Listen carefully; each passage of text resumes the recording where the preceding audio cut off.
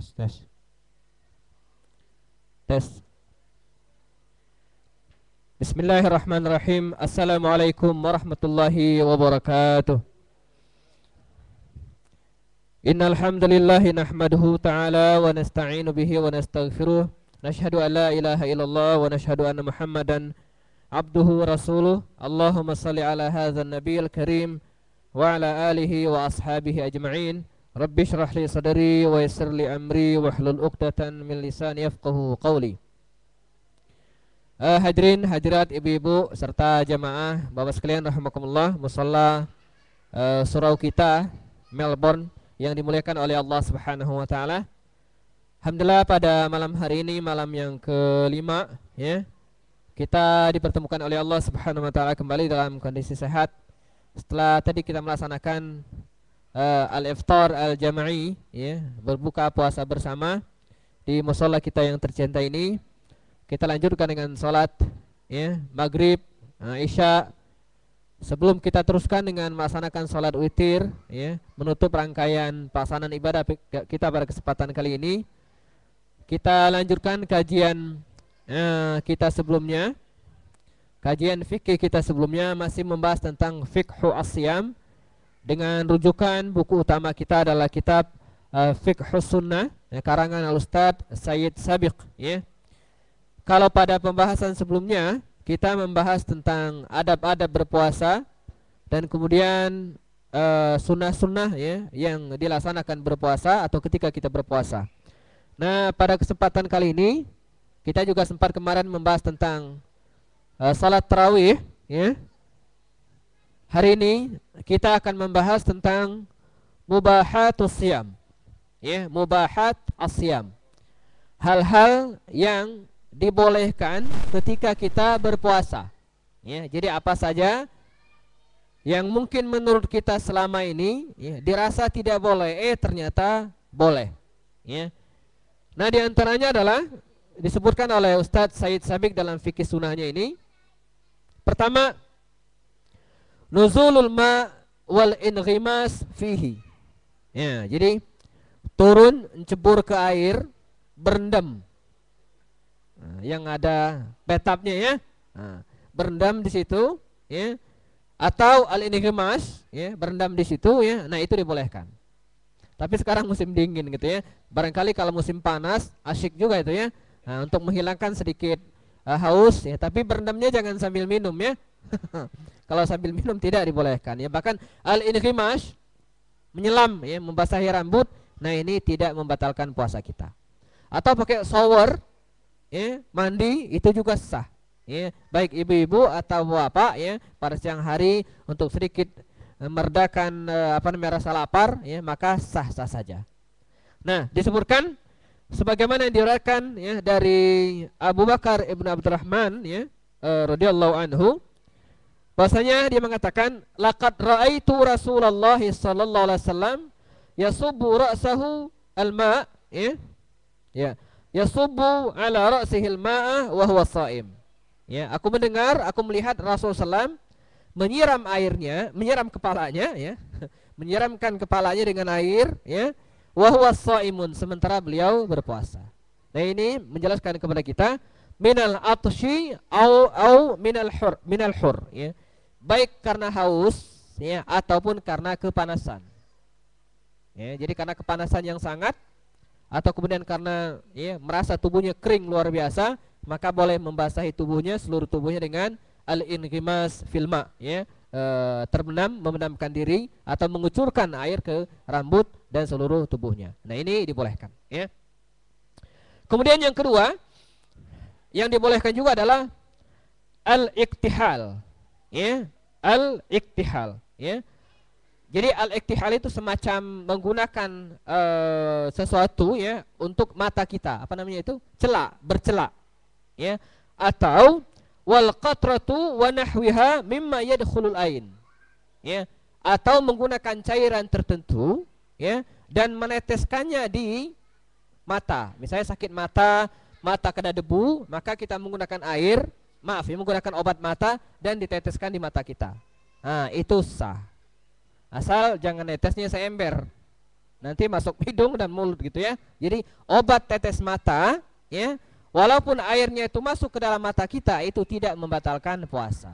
Jadi jangan ragu-ragu ibu sekalian, seandainya mata kita kelilipan atau apapun namanya ya, untuk menghilangkan rasa sakit, rasa perih, kena debu dan seterusnya, boleh menggunakan obat tetes mata dan tidak membatalkan puasa kita, atau bercelak dan sejenisnya ya. Dalilnya ya, dari Anas bin Malik meriwayatkan annahu kana yaktahilu wa huwa shaim ya, adalah baginda Rasulullah SAW menggunakan bercelak ya, dan sementara beliau berpuasa ya.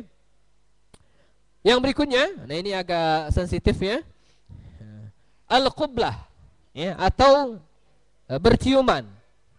Nah, yang belum 17 tahun tutup hidungnya ya. Liman qadara ala dhabti nafsihi ya, bagi orang yang bisa menahan syahwatnya.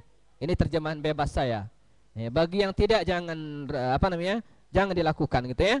Liman qadara ala dhabti nafsihi, barang siapa yang bisa menahan dirinya, ini dibolehkan ya. Di antaranya dalilnya faqad sabata an Aisyah radhiyallahu anha qalat ya, telah ada hadis dari Aisyah radhiyallahu anha mengatakan, kana Nabi sallallahu alaihi wasallam, adalah Nabi sallallahu alaihi wasallam, yuqabbilu wa huwa shaim ya, beliau mencium ya Aisyah ya, wa yubashiru, dan kemudian bermubasyarah ya, bermesraan ya, wa huwa shaim, dan beliau berpuasa. Wa kana amlakukum liirbi, sementara baginda Rasul adalah orang yang paling bisa menahan dirinya. Jadi maka sebagian ulama mengatakan mengesahkan ya, membolehkan, tapi tidak bagi orang yang bisa menahan dirinya. Maka di kalangan mazhab Asy-Syafi'iyah yang pernah saya jelaskan sebelumnya ya, mereka cenderung menganggap makruh ya bagi pengantin baru. Ya, jadi pengantin baru ya itu dimakruhkan. Karena mengapa? Dia khawatirkan ya tidak bisa menahan diri. Tapi kalau sudah pengantin 30 tahun, nah, seperti Syekh Hamim ya, saya kira no problem ya, tidak masalah gitu ya. Apalagi beliau ya, orang yang paling bisa menahan diri ya. Insya Allah ya.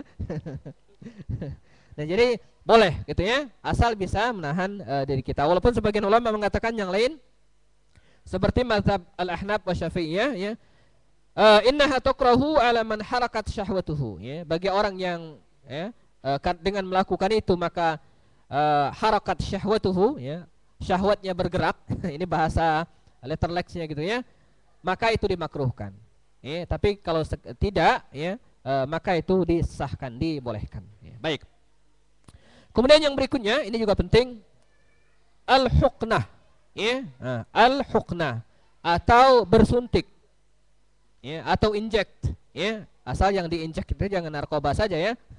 Maka ini dibolehkan. Jadi bersuntik ibu sekalian itu tidak membatalkan puasa, sah. Walaupun sebagian ulama ada yang mensyaratkan asal suntikan itu bukan untuk mengenyangkan, tapi untuk menyembuhkan penyakit. Ya, kalaupun terpaksa kan minum obat tidak boleh, gitu ya. Minum kapsul ya tidak dibolehkan, tetapi inject itu tidak membatalkan puasa karena makanan masuk tidak minal jauf, ya, tidak melalui tenggorokan. Ya, itu dibolehkan. Sawaun kanat litaghdiyah am li ghairiha ya, baik, bahkan di sini didetailkan lagi, baik injeknya itu untuk semacam penambah daya begitu kira taghdiyah gizi, al ghairiha atau yang lainnya, sawaun kan fil uruq ya, ataupun suntikan itu di atas kulit ya, au tahta jild atau masuk ke dalam kulit ya, itu dibolehkan. Fa innaha wa in wasalat ilal jauf ya, walaupun ya mungkin sampai ke dalam gitu ya, fa innaha tasilu ilaihi min ghairil manfas al mu'tad, karena benda tersebut tidak masuk melalui lubang yang biasanya kita makan, melalui tenggorokan, maka tidak membatalkan puasa kita. Yang kelima, al hijamah ya, atau berbekam ya. Jadi berbekam baik bekam basah maupun bekam kering, ini tidak membatalkan puasa. Jadi sah. Dan karenanya sebagian mengatakan wal fasdu mislul hijamati fil hukmi. Karena itu ya, donor darah itu sama persis dengan bekam, tidak membatalkan puasa, sah. Ya, darahnya diambil, disedot, kemudian ditakar, ya, kemudian diberikan kepada orang lain, itu tidak membatalkan puasa. Ini disebut dengan, dalam bahasa Arab disebut dengan al-fasdu. Ya, jadi mengambil darah atau donor darah, ya, bagi orang lain, untuk orang lain, maka bagi yang darahnya diambil, ya, atau terluka dan sejenisnya, itu tidak membatalkan puasa kita, sah-sah saja. Ya, baik. Yang keenam, al-madmadatu wal istinsyaq. Nah, ini penting juga ya. Berkumur-kumur dan memasukkan air ke dalam hidung lalu mengeluarkannya. Nah, itu sedang dengan al-istinsyaq wal istinsyar. Al-madmadah, ya, kumur-kumur, ya, gosok gigi, bersiwak, tidak membatalkan puasa, sah-sah saja. Ya, meskipun sebagian ulama Asy-Syafi'iyah menganggap makruh berkumur-kumur atau gosok gigi di siang hari bolong, khawatir tertelan, sekedar makruh, ya, itu tidak membatalkan puasa kita. Jangan mentang-mentang ada hadis yang mengatakan lafamus shaim, ya, atyabu minal mis, sungguh bau mulut orang yang berpuasa itu lebih wangi dari minyak kasturi. Nah, giliran ketika mendengar hadis ini, ya, lalu dia tidak gosok gigi. Ketika tetangganya protes, dia keluarkan hadis ini, ya, lebih wangi dari minyak kasturi. Kata siapa lebih wangi dari minyak kasturi, ya? Bau gitu, ya. Maka tetap harus gosok gigi pada sahur, setelah tidur siang atau seterusnya, itu tetap dibolehkan bersiwak. Meskipun menggunakan pasta gigi rasa jahe, rasa mint, rasa stroberi, kan sah-sah saja, ya. Tapi jangan tertelan. Jangan kumur-kumur 3 kali, yang keluar 2, yang satunya hilang, ya, masuk ke dalam, ya. Nah, ini tidak dibolehkan, ya. Harus tetap dibuang, hati-hati. Dan karena itu sebagian ulama juga mengatakan, ya, mencicip sayur, ya. Jadi kalau ibu sekalian masak, ya, itu dicicip sayurnya, apakah terlalu asin atau tidak. Kalau panas atau tidak perlu dicicip, ya, ketahuan dengan tangan gitu, ya. Nah, kurang asin atau kurang manis dan seterusnya boleh dicicip, ya. Tapi nyicipnya yang jangan kira-kira nyicip 2 piring, enggak, ya. Cicip, ya, kemudian dikeluarkan lagi. Nah, jangan nyicip ditelan, batal, ya. Dicicipin, toh merasakan manis dan asin itu kan di lidah, ya, bukan di perut.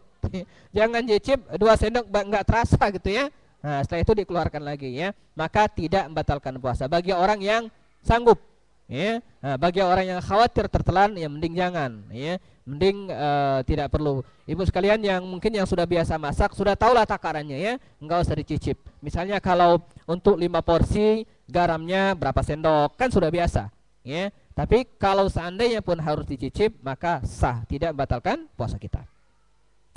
Yang berikutnya, wa kadza yubahu lahu ma la yumkinul ihtiraz anhu kabal'il 'irq. Jadi, dan dibolehkan juga menelan sesuatu yang tidak mungkin kita hindari. Misalnya main bola, keringatan, ya, tanpa sengaja keringat kita ini mengalir masuk ke mulut dan tertelan, maka sah-sah saja, tidak membatalkan. Tapi lagi-lagi jangan diarahkan, dikumpulin keringat supaya nurun dan masuk, nggak boleh, ya. Nah, jadi jangan disengaja, ya. Jadi keringat masuk ke dalam mulut, tertelan, sah.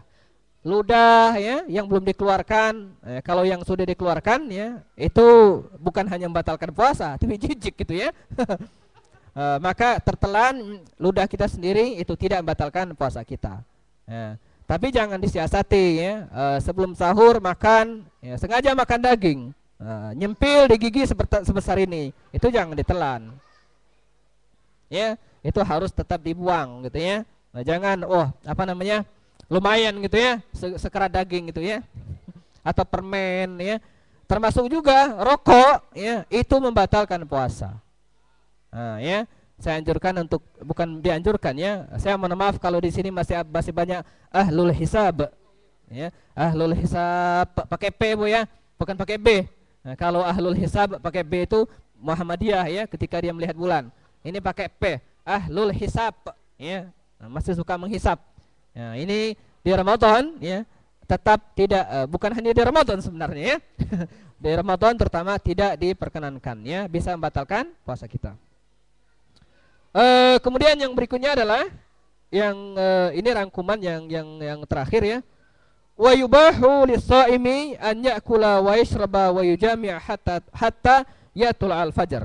Dan dibolehkan ya bagi orang yang berpuasa untuk makan, minum atau berkumpul dengan suami atau istrinya sampai terbit matahari. Maaf, terbit fajar, ya, al-fajr. Jadi imsak itu adalah hati-hati. Ya, jadi kalau sudah imsak itu bukan tidak boleh lagi, tetapi sekedar untuk hati-hati. Masih boleh makan, masih boleh minum buah-buahan misalnya yang sederhana atau suplemen ya, maka masih dibolehkan ya. Jadi batasan akhir kita itu adalah tulu'ul fajr ya, hadirnya waktu subuh ya. Jadi batasannya itu. Imsak boleh jadi patokan, misalnya ngingatin anak-anak sudah imsak, boleh sebagai ihtiyatan, sebagai kehati-hatian kita ya. Nah ini penting juga bagi bapak-bapak ya, yang ini kalau ibu-ibu dengerin aja ya. Yang ke-9, wa yubahu lis-shaimi an yusbiha junuban. Dan sah bagi orang yang berpuasa itu ya, junubnya itu sampai waktu subuh. Mandinya setelah subuh masuk. Boleh. Ya. Jadi misalnya malamnya ya junub ya, itu enggak mandi terus sahur ya. Subuh terus ya belum mandi, boleh. Nanti 15 menit misalnya setelah subuh baru kemudian mandi, sah puasanya. Jadi dibolehkan. Nah, poin ini dicatat baik-baik ya. Jadi disahkan ya, jadi dibolehkan ya.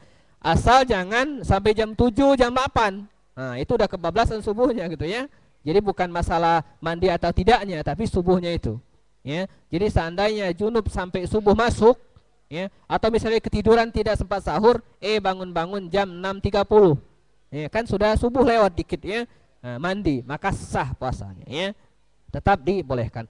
Sama juga dengan wal haidu wan nufasa idzan qata'a damu minal lail jaza lahuma ta'khirul ghusli ila subuh. Begitu juga bagi ibu-ibu yang haid atau bagi yang nifas ya, dan malamnya berhenti ya, nifas haid misalnya, nah tengah malam tidak haid lagi, maka dia boleh mandinya itu setelah masuk waktu subuh.